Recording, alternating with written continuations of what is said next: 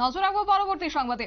লোকসভার পর এবার কি এআইসিসি সাংগঠনিক পরিবর্তন ঘটাচ্ছে? বিশেষ করে রাজ্যে রাজ্যে কি এবার সাংগঠনিক পরিবর্তন ঘটবে সেই প্রশ্ন কিন্তু উঠতে শুরু করেছে। তবে একাধিক রাজ্যে নাকি এবার সভাপতি বদল করতে পারেন এআইসিসি সভাপতি, এমনটাই খবর রয়েছে। তবে বাংলায় কি আজ সভাপতি পরিবর্তন করবে এআইসিসি?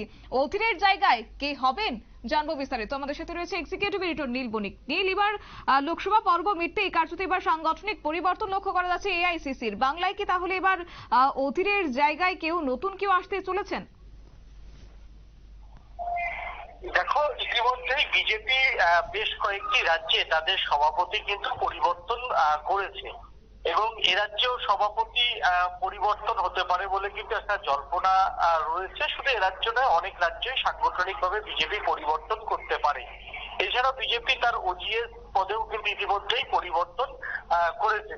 তার মধ্যে থেকেই যেটা এবার কংগ্রেসও কিন্তু প্রত্যেকটা রাজ্যের, অর্থাৎ যে সমস্ত রাজ্যে তাদেরকে ভরাডুবি হয়েছে সেই সমস্ত রাজ্যে তাদের সভাপতি পরিবর্তন করে একটা বড় ঝাঁকুনি দেওয়ার একটা চেষ্টায় কিন্তু কংগ্রেসের মধ্যে রয়েছে এবং কংগ্রেস নেতৃত্ব মনে করছে যে একটা সাংগঠনিক পরিবর্তন করা হবে, যে সাংগঠনিক পরিবর্তনের মধ্য দিয়ে কংগ্রেসকে যে সমস্ত রাজ্যে ভালো ফল করতে পারেনি সেই সমস্ত রাজ্যে আবার কংগ্রেস একটা জায়গা পাবে। এবার আজকেই একটা কংগ্রেসের সাংগঠনিক পরিবর্তন হওয়ার কথা বলে কিন্তু এআইসিসি সূত্রের খবর, যেটা জানা যাচ্ছে যে বাংলা সহ বেশ কয়েকটি রাজ্যের সভাপতি পরিবর্তন করতে পারে এআইসিসি। তার মধ্যে বাংলায় যদি হয় তাহলে প্রদেশ কংগ্রেস যিনি সভাপতি অধীর রঞ্জন চৌধুরী, তার পরবর্তীকালে বা তার পরিবর্তে কে আসবে সেটা নিয়ে কিন্তু অবশ্যই একটা গুঞ্জন রয়েছে। অধীর চৌধুরীর সাংগঠনিক দক্ষতা নিয়ে এতদিন কোনো প্রশ্ন ছিল না, তবে এবছর লোকসভা ভোটে তিনি নিচে পরাজিত হওয়ার পরে কিন্তু সেই প্রশ্নটা কিন্তু এবার উঠতে শুরু করেছে অধীর চৌধুরীর সাংগঠনিক দক্ষতা নিয়ে। তো সেই রকম একজন পরীক্ষায় ফেল করা সভাপতিকে আর বেশি দিন রেখে দিতে চাইছে না কেন্দ্রীয় নেতৃত্ব। বরঞ্চ অবশ্য কেন্দ্রীয় নেতৃত্ব এবং মল্লিকার্জুন খার্গেরা, রাহুল গান্ধী সবাই এখনো পর্যন্ত অধীর চৌধুরীর প্রতি সহানুভূতিশীল। সোনিয়া গান্ধী নিজে সহানুভূতিশীল, সোনিয়া নিজেও চাইছে অন্য কোনো রাজ্য থেকে তাকে রাজ্যসভায় নিয়ে আসতে, কিন্তু তার মধ্যেই এবার সভাপতি পদে তাকে সরিয়ে দেওয়া হবে কিনা তা নিয়ে একটা জল্পনা রয়েছে। ইতিমধ্যে বেশ কয়েকটি রাজ্য নেতৃত্ব দিল্লিতে তারা রয়েছেন। দিল্লিতে তোমার আজকে এআইসিসির সঙ্গে বৈঠক রয়েছে। এরপরই হয়তো কিছুক্ষণ বাদেই হয়তো ঠিক হয়ে যাবে যে শেষ পর্যন্ত কোন কোন রাজ্যে সাংগঠনিক পরিবর্তন করছে। সাংগঠনিক পরিবর্তন হলে সেটা কোন পর্যায়ে গিয়ে সাংগঠনিক পরিবর্তন করাবে কিছুক্ষণ বাদেই ঠিক হবে। তবে সূত্রের খবর অন্তত 6 থেকে 7টি রাজ্যে সাংগঠনিক পরিবর্তন কিন্তু ঘটাতে পারে।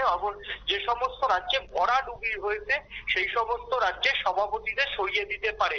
তবে আজ বিকেলের পরই সেটা আরো বেশি করে স্পষ্ট হয়ে যাবে যে শেষ পর্যন্ত ব্যর্থতার দায় নিয়ে অধীর চৌধুরীকে সরানো হচ্ছে কিনা তা কিছুক্ষণের মধ্যেই স্পষ্ট হবে। তবে বিজেপির একটা অংশ বলছেন যে না, এই মুহূর্তে তাকে সরানোর পরিকল্পনা নেই, কারণ বিজেপির বিজেপির মোকাবিলা এবং তৃণমূল কংগ্রেসের বাংলায় মোকাবিলা করতে গেলে যে সাংগঠনিক শক্তির সম্পন্ন একজন মানুষ দরকার, অধীর চৌধুরী ছাড়া সেই মানুষ বাংলাতে দ্বিতীয়টি নেই, এমনটাই কিন্তু বাংলার এক মনে করছে। তাই হয়তো শেষ পর্যন্ত অধীর চৌধুরীকে সরানো হবে কিনা তা নিয়ে কিন্তু একটা রাজ্য কংগ্রেসের অন্দরেই কিন্তু একটা প্রশ্ন রয়েছে। একেবারে নীল, ধন্যবাদ।